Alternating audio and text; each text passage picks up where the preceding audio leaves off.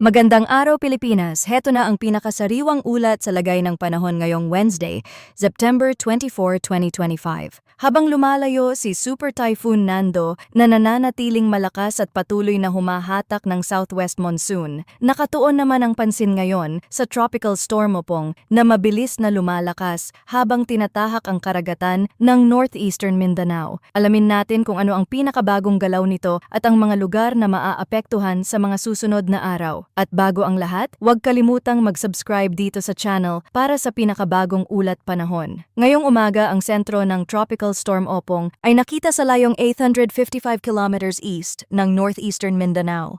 May maximum sustained winds itong 65 kilometers per hour malapit sa gitna at gustiness na hanggang 80 kilometro bawat oras. Kumikilos ito pakanlurang timog-kanluran sa bilis na 20 kilometro bawat oras at ang lawak ng hanging dala ay umaabot hanggang 400 kilometro mula sa gitna. Kaya kahit hindi direktang madaanan ng sentro, maraming lugar ang makakaranas ng malakas na hangin at ulan. Ayon sa forecast ng PAGASA ngayong araw, inaasahan ang 50 hanggang 100 millimeters ng ulan sa Zambales, Bataan at Occidental Mindoro. Bukas mananatili ang parehong dami ng ulan sa Occidental Mindoro, Eastern Samar at Northern Samar. Pagsapit ng Friday, inaasahang lalakas pa ang mga pagbuhos kung saan sa Sorsogon at Northern Samar ay posibleng umabot sa higit 200 millimeters or intense to torrential rains. Sa Quezon, Camarines Norte, Camarines Sur, Catanduanes, ganun din sa Albay, Masbate, Eastern Samar at Samar naman, posibleng maranasan ng 100 hanggang 200 milimetro ng ulan.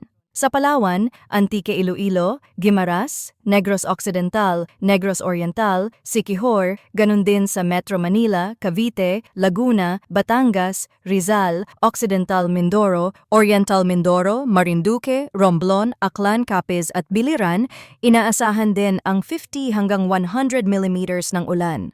Paalala na mas mataas pa ang posibilidad ng mas malalakas na pagbuhos sa mga bulubundukin at elevated areas at mas mataas ang banta ng flash floods at landslides. Samantala, narito naman ang update kay Super Typhoon Nando. Kahit nasa labas na ito ng Philippine Area of Responsibility, nananatili itong malakas. Huling nakita ang sentro nito sa layong 775 kilometro west ng Itbayat, Batanes. Taglay ang maximum sustained winds na 185 kilometers per hour at gustiness na hanggang 230 kilometers per hour. Patuloy itong kumikilos pakanlurang hilagang kanluran sa bilis na 25 kilometro bawat oras. Ang saklaw ng malalakas na hangin nito ay aabot pa rin hanggang 600 at 50 kilometro mula sa sentro. Dahil dito patuloy nitong pinapalakas ang southwest monsoon na siyang nagdadala ng mga pag-ulan sa kanlurang bahagi ng bansa. Batay sa forecast, si Tropical Storm Opong ay patuloy nakikilos pa kanlurang hilagang kanluran at posibleng maglandfall sa Bicol Region pagsapit ng Friday, September 26. Pagkatapos ay tatawid ito sa Southern Luzon hanggang Saturday ng umaga, September 27